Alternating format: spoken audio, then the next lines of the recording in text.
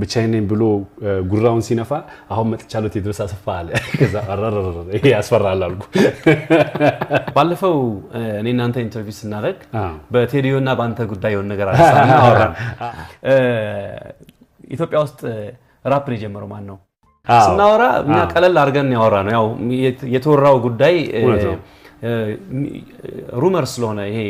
በውስጥ ለውስጥ የሚወራ ወሬ ስለነበረ ፊልፊት እንድናወራው ነው ከዛ በኋላ አይተው ከሆነ ሶሻል ሚዲያ ላይ በጣም ትልቅ መነጋገሪያ ነበር ብቻውን ቆርጠውት በጣም ብዙ መነጋገሪያ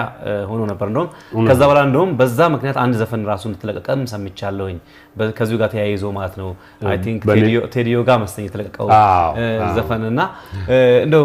ስለሱ ነገር ንገረኝ እስቲ ዝም ባለ አፍ ዝም ባይገባ በፍቅር መሃል እኔ ጣልቃ አልገባ ቢሆንም ይሆናል አው ባይሆንም አይሆንም ቢማርቄስ ነው እንጂ ሰው መላክ አይሆንም ቴዲዮ አወዛጋቢው ተወዛጓል ዘጋቢው ማነው አስተማሪ የሰራ ከታዳጊው መጨነቅ መጠበብ ለጠጅ ብቻ ኮነው ከጠላ መድኃኒት እኮ ተወት ማድረግ ነው ከሚዲያ ይሉኛል ብዙ ጊዜ ጠፋ አልበሜ ለመጨረሽ ስለፋ እኔ ብቻ ነኝ እያለ ጉራውን ሲነፋ አሁን መጥቻለሁ ነኝ ቴዎድሮስ አሰፋ ፈጥሮ ነበርና እኔ ነኝ የጀመርኩት ተባብላችኋል የሚባል ነገር አለ ባንተና በልጅ ሚካኤል መሐከል ያለው እንደውም እንደተደባደባችሁ ሁሉ ሰምቼ ጠይቄዋለሁ እሱንና ከዛ በፊት ማለት ነውና ያላችሁ ጓደኝነት ምን ይመስላል ወይም ጸብ እንግዲህ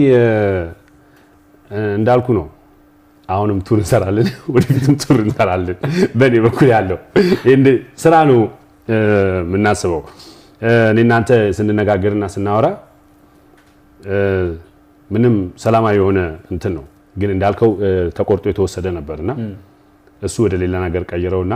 ይመስለኛል ቴዲ ያልተረዳው መሰለኝ እና ሌላ ሙዚቃ ሰራ ግን እኛ ሌላ ነው መስመራችን ምክንያቱም አሁን ይሄ እዚህ ላይ አይደለም እንትናችን ሐሳባችን መሆን ያለበት እንዴት ነው ይሄ ሙዚቃ መውጣት ያለበት እንዴት ነው አሁን እንደዚህ አይነት ኢንተርናሽናል የሆኑ መድረኮች ላይ ሰርተን ይሄ ሙዚቃ ከኢትዮጵያ አለ ተብሎ ሊነገር የሚችልበት እሱ ላይ ስለሆነ እኔ ብዙም እንትን ምለው አሁን ቴዲ የሰራውንም ሰምቻለሁ እና እኔ ሰማሁኝ እንደዛ ወጣ ተባለ እንጂ አልሰማሁትም ምንድነው የሚለው እኔ ሰማሁትና ሳኩኝ እሺ ምንድነው የሚለው ግን ምንድነው አልበሜን ለመስራት ስለፋ ጠፋሉኝ ከሚዲያ ምናምን አለና ብቻዬን ነኝ ምክንያቱም ሳታስበው ነው እንደዚህ አይነት ነገር የተወረወረውና ጸቡ አሪፍ ነው እኮ ያው ሙዚቃ ላይ ምን መሰለህ ፉክክር ሲኖር አሪፍ ነው ደስ ይላል በጣም ወድጄዋለሁ ልጅ ሚካኤልን አልበም ተመችቶኛል ደስ ብሎኛል እንደዚህ መሆኑ ምክንያቱም ሂፕ ሆፕ ከዚህ በፊት ብዙ እንትንም የሚሰጠው አይደለም በአልበም ደረጃ በሲንግሎች ደረጃ ሊሰጠው ይችላል ግን ጥሩ ነገር አሳይቷል የሚገርም ነገር ይሄ ለሂፕ ሆፕ ማደግ በጣም ብዙ መስዋዕትነት ከፍለናል እንደዚህ ለመሆኑ ለሶጆሮ ለማግኘት አጣዬ የሚባል ከተማ ሁሉ ኮንሰርት ሰርተናል እና አሁን ደግሞ ራሴንም ጠየቁ ምን ያረግነው ነገር አለ ገባ እንደዚህ አንድን ሰው ስላንተ ብቻ አስቦ ፐርሰናሊ እንደዚህ ለግላዊ አርጎ እንትን ሲል ያን ሰው ምን አርገዋለሁ ብለ ጠይቃለህ እኔና ቲሜን ስናይ ምንም ነገር የለም ስለዚህ እኛ በቃ መስራታችንን እንቀጥላለን በኔ በኩል ያለው በእኛ በኩል ያለው ይሄ ነው ሾዎች አቅርበናል እና ምንድነው ይሄኛው